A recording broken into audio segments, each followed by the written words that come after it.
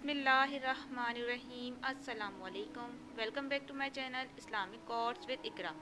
आज की इस वीडियो में आपके सामने एक ऐसी दुआ जिक्र की जाएगी कि अगर आप पर पहाड़ जितना भी कर्ज हो तो इंशाअल्लाह ताला वो भी उतर जाएगा।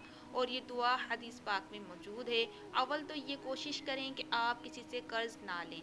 आपकी जो भी हाजात या ज़रूरत हो सबसे पहले अल्लाह ताला की तरफ जाएं और अल्लाह ताला के आगे हाथ फैलाएं और अपने आप को अल्लाह ताला का ही मोहताज बनाकर रखें ताकि अल्लाह ताला कभी भी आपको लोगों का मोहताज ना बनाए। लेकिन अगर आपने फिर भी कर्ज ले लिया है तो इस दुआ का एहतमाम करें ताकि आप जल्द अज जल्द कर्ज अदा कर सकें। हज़रत अली बिन अबी तालिब रज़ी अल्लाह तआला अन्हु से रिवायत है कि एक मकादिब यानी मतईन माल की अदायगी की शर्त पर आज़ाद होने वाला गुलाम उनके पास आया और अर्ज़ किया कि मैं अपनी आज़ादी के लिए मतईन रकम की किस्तों को अदा करने से आजिज़ आ गया हूँ। उन्होंने फरमाया, मैं तुम्हें वो दुआ सिखाता हूँ जो मुझे रसूल अल्लाह सल्लल्लाहु अलैहि वसल्लम ने सिखाई थी। अगर तुम पर पहाड़ जैसा भारी कर्ज भी हो तो अल्लाह सुब्हानहू व तआला उसे अदा कर देगा।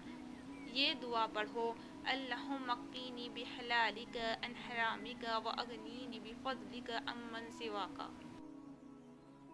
इसके तर्जुमे पर भी गौर कीजिए। इसका तर्जुमा ये है, ए अल्लाह मुझे अपने हलाल के ज़रिए अपने हराम से तू काफ़ी हो जा और अपनी मेहरबानी से अपनी सिवा हर चीज़ से मुझे बेपरवाह कर दे। हदीस, मोमिन उस वक्त तक जन्नत में नहीं जाएगा जब तक वो कर्ज अदा ना करे। मफ़हूम है हदीस। मोहम्मद बिन हज्जाज रज़ियल्लाहु तआला अन्हु फरमाते हैं कि हम रसूलुल्लाह सल्लल्लाहु अलैहि वसल्लम के पास बैठे हुए थे। आपने अपना सर आसमान की तरफ उठाया, फिर अपनी पेशानी पर हाथ रखा, फिर फरमाया, सुबहान अल्लाह, कितनी सख्ती नाजिल हुई है। हम सब खामोश रहे और चले गए। जब दूसरे दिन आया तो मैंने आप सल्लल्लाहु अलैहि वसल्लम से पूछा, अल्लाह के रसूल, वो सख्ती क्या है जो नाजिल हुई है?